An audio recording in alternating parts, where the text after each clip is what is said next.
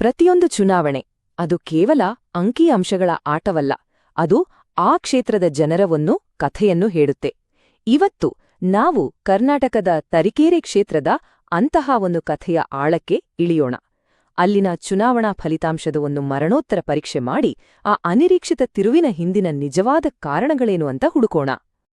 ಯೋಚನೆ ಮಾಡಿ, ಒಬ್ಬ ಮತದಾರ ವೋಟ್ ಹಾಕಲು ಹೋದಾಗ ಅವರ ಮನಸ್ಸಲ್ಲಿ ನಿಜವಾಗಿಯೂ ಏನ್ ನಡೆಯುತ್ತಿರುತ್ತೆ? ಕೇವಲ ಅಭ್ಯರ್ಥಿಯ ಮುಖಾನ, ಅಥವಾ ಪಕ್ಷದ ಚಿಹ್ನೆಯ, ಅಥವಾ ಇದಕ್ಕೂ ಮೀರಿ ಅವರ ದಿನನಿತ್ಯದ ಬದುಕಿನ ಮೇಲೆ ನೇರ ಪರಿಣಾಮ ಬೀರುವ ವಿಷಯಗಳಿವ್ಯಾ? ಬನ್ನಿ, ಆ ರಹಸ್ಯವನ್ನೇ ನಾವಿಂದು ಭೇದಿಸೋಣ.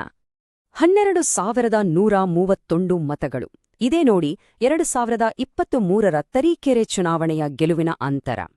ಇದೇನೋ ಒಂದು ಸಣ್ಣ ಸಂಖ್ಯೆಯಂತ ಅನ್ಸಬಹುದು, ಆದ್ರೆ ಈ ಸಣ್ಣ ಅಂತರದ ಹಿಂದೆ ಸಾವಿರಾರು ಜನರ ಆಸೆ, ನಿರಾಸೆ ಮತ್ತು ಒಂದು ದೊಡ್ಡ ಬದಲಾವಣೆಯ ಹಂಬಲ ಅಡಗಿದೆ. ಈ ಸಂಖ್ಯೆಯೇ ನಮ್ಮ ಇಂದಿನ ವಿಶ್ಲೇಷಣೆಯ ಆರಂಭದ ಬಿಂದು. ಸರಿ, ಮೊದಲನೇದಾಗಿ ಈ ಫಲಿತಾಂಶ ಯಾಕಿಷ್ಟೊಂದು ಅಚ್ಚರಿ ಮೂಡಿಸಿತು ಅಂತ ನೋಡೋಣ. ತರೀಕೆರೆಯಲ್ ಆಗಿದ್ದು ಕೇವಲ ಒಂದು ಅಧಿಕಾರ ಬದಲಾವಣೆ ಅಲ್ಲ, ಅದೊಂದು ರಾಜಕೀಯ ಭೂಕಂಪವೇ ಸರಿ. ಯಾಕೆಂತೀರಾ? ಅಂಕಿಅಂಶಗಳೇ ಆ ಕಥೆಯನ್ನ ಸ್ಪಷ್ಟವಾಗಿ ಹೇಳ್ತವೆ.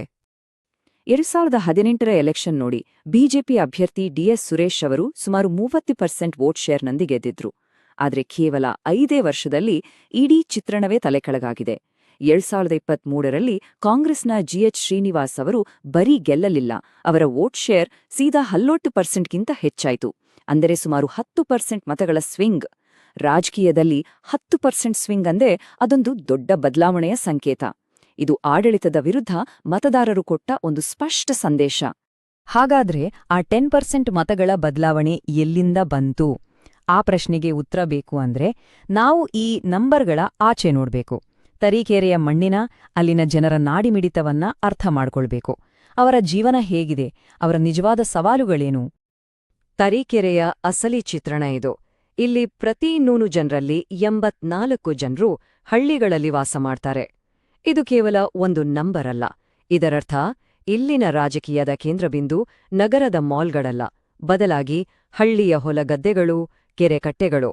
ಇಲ್ಲಿ ಚುನಾವಣೆಯ ದಿಕ್ಕನ್ನ ನಿರ್ಧರಿಸೋದು ಗ್ರಾಮೀಣ ಬದುಕಿನ ಕಷ್ಟ ಸುಖಗಳು. ಇನ್ನೂ ಸ್ವಲ್ಪ ಆಳಕ್ಕೇಳಿದ್ರೆ ಇಲ್ಲಿನ ಸುಮಾರು 80% ಜನರ ಜೀವನ ನೇರವಾಗಿ ಕೃಷಿಗೆ ಬೆಸೆದುಕೊಂಡಿದೆ. ಅವರ ಬೆವರು ಭೂಮಿಗೆ ಬಿದ್ರೆ ಮಾತ್ರ ಅವರ ಹೊಟ್ಟೆ ತುಂಬೋದು. ಹಾಗಾಗಿ ನೀರಾವರಿ, ಬೆಳೆ, ಮಾರುಕಟ್ಟೆ ಬೆಲೆ ಇವೆಲ್ಲ ಇಲ್ಲಿ ಕೇವಲ ಆರ್ಥಿಕ ವಿಚಾರಗಳಲ್ಲ, ಇವು ಜನರ ಬದುಕನ್ನ ನಿರ್ಧರಿಸುವ ಶಕ್ತಿಶಾಲಿ ರಾಜಕೀಯ ಅಸ್ತ್ರಗಳು. ಈ ಕೃಷಿ ಆಧಾರಿತ ಸಮಾಜದಲ್ಲಿ ಹಲವು ಸಮುದಾಯಗಳಿವೆ. ಲಿಂಗಾಯತರು, ಒಕ್ಕಲಿಗರು, ಕುರುಬರು, ಪರಿಶಿಷ್ಟ ಜಾತಿಗಳು, ಮುಸ್ಲಿಮರು, ಹೀಗೆ ಪ್ರತಿಯೊಂದು ಸಮುದಾಯಕ್ಕೂ ತನ್ನದೇ ಆದ ಆಕಾಂಕ್ಷೆಗಳಿವೆ, ತನ್ನದೇ ಆದ ಸಮಸ್ಯೆಗಳಿವೆ. ಈ ಎಲ್ಲರ ವಿಶ್ವಾಸವನ್ನ ಗಳಿಸೋದು ಯಾವುದೇ ಅಭ್ಯರ್ಥಿಗೂ ಒಂದು ದೊಡ್ಡ ಸವಾಲೇ ಸರಿ. ಹಾಗಾದ್ರೆ ಈ ಗ್ರಾಮೀಣ ಕೃಷಿ ಆಧಾರಿತ ಮತದಾರರು ಯಾಕೆ ಎಷ್ಟೊಂದು ಅಸಮಾಧಾನಗೊಂಡಿದ್ರು? ಅಭಿವೃದ್ಧಿಯ ವಿಷಯದಲ್ಲಿ ತರೀಕೆರೆ ಎಲ್ಲಿ ಎಡವಿತ್ತು?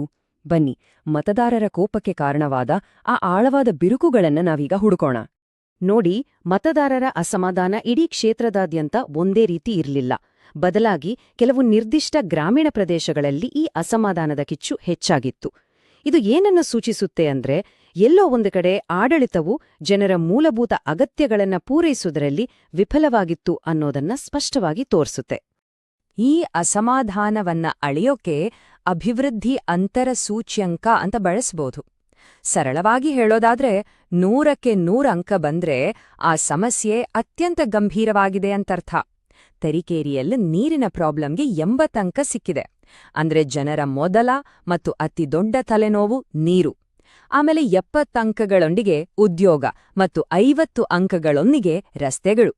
ಇವು ಕೇವಲ ನಂಬರ್ಗಳಲ್ಲ, ಜನರ ದಿನನಿತ್ಯದ ಹೋರಾಟದ ಕಥೆಗಳು. ಅಷ್ಟಕ್ಕೂ ಜನರ ನಿಜವಾದ ಸಮಸ್ಯೆಗಳು ಏನಿತ್ತು? ಒಂದು ಕೊಡ ಶುದ್ಧ ಕುಡಿಯೋ ನೀರಿಗಾಗಿ ಪಡೋ ಪಾಡು, ಹಾಳಾದ ರಸ್ತೆಗಳಲ್ಲಿ ಓಡಾಡೋ ನೆರಕ, ಊರಲ್ಲಿ ಕೆಲಸ ಇಲ್ಲದೆ ಮಕ್ಕಳು ಪಟ್ಟಣಕ್ಕೆ ವಲಸೆ ಹೋಗೋದನ್ನ ನೋಡೋ ನೋವು, ಜೊತೆಗೆ ಪದೇ ಪದೇ ಕೈಕೊಡೋ ವಿದ್ಯುತ್, ಇವೆಲ್ಲವೂ ಸೇರಿ ಜನರ ಸಹನೆಯ ಕಟ್ಟೆ ಒಡೆಯುವಂತೆ ಮಾಡಿತ್ತು. ಸರಿ, ಸಮಸ್ಯೆಗಳನ್ನ ಗುರ್ತಿಸೋದು ಒಂದು ಭಾಗ. ಆದ್ರೆ ಕಳೆದುಹೋದ ಮತದಾರರ ವಿಶ್ವಾಸವನ್ನ ವಾಪಸ್ ಗಳಿಸೋದು ಹೇಗೆ? ಈ ಡೇಟಾ ಆಧಾರದ ಮೇಲೆ ಸೋಲಿನಿಂದ ಗೆಲುವಿನ ಕಡೆಗೆ ಸಾಗಲು ಒಂದು ಸ್ಪಷ್ಟವಾದ ನೀಲನಕ್ಷೆಯನ್ನ ರೂಪಿಸ್ಬೋದು. ಆ ದಾರಿ ಹೇಗಿದೆ ಅಂತ ನೋಡೋಣ. ಯಾವುದೇ ಮುಂದಿನ ಪ್ರಚಾರ ತಂತ್ರ ಅದು ಕೇವಲ ಭರವಸೆಗಳನ್ನ ನೀಡಿದ್ರೆ ಸಾಲದು. ಅದು ಜನರ 3 ದೊಡ್ಡ ಸಮಸ್ಯೆಗಳಿಗೆ ನೇರ ಪರಿಹಾರ ಕೊಡಬೇಕು. 1, ಪ್ರತಿ ಮನೆಗೂ 100% ಸುರಕ್ಷಿತ ನೀರು. 2, ಹಾಳಾಗಿರೋ ಹೆದ್ದಾರಿ ಮತ್ತು ಹಳ್ಳಿ ರಸ್ತೆಗಳ ಸಂಪೂರ್ಣ ನವೀಕರಣ. ಮತ್ತು 3, ಸ್ಥಳೀಯವಾಗಿ ಯುವಕರಿಗೆ ಕೆಲಸ ಕೊಡುವಂಥ ಒಂದು ಕೃಷಿ ಪಾರ್ಕ್. ಈ 3 ಸ್ಪಷ್ಟ ಭರವಸೆಗಳೇ ಬದಲಾವಣೆಯ ಅಡಿಪಾಯ ಆಗಬಲ್ಲವು. ಆದರೆ ವರದಿಯ ಅತ್ಯಂತ ದಿಟ್ಟ ಸಲಹೆ ಇದು. ಆಡಳಿತ ವಿರೋಧಿ ಅಲೆ ತುಂಬಾನೇ ತೀವ್ರವಾಗಿದ್ದಾಗ ಕೇವಲ ಪಾಲಿಸಿಗಳನ್ನ ಬದಲಿಸಿದ್ರೆ ಜನರ ಮನಸ್ಸು ಗೆಲ್ಲೋದು ಕಷ್ಟ. ಆಗ ಬದಲಾವಣೆಯನ್ನ ಸ್ಪಷ್ಟವಾಗಿ ಸಂಕೇತಿಸಲು ಒಂದು ಹೊಸ ಸ್ಥಳೀಯ ನಾಯಕತ್ವದ ಅವಶ್ಯಕತೆ ಇರುತ್ತೆ. ಕೆಲವೊಮ್ಮೆ ಮತದಾರರ ವಿಶ್ವಾಸವನ್ನ ಮರಳಿಗಳಿಸಲು ಮುಖವನ್ನೂ ಬದಲಿಸಬೇಕಾಗುತ್ತೆ.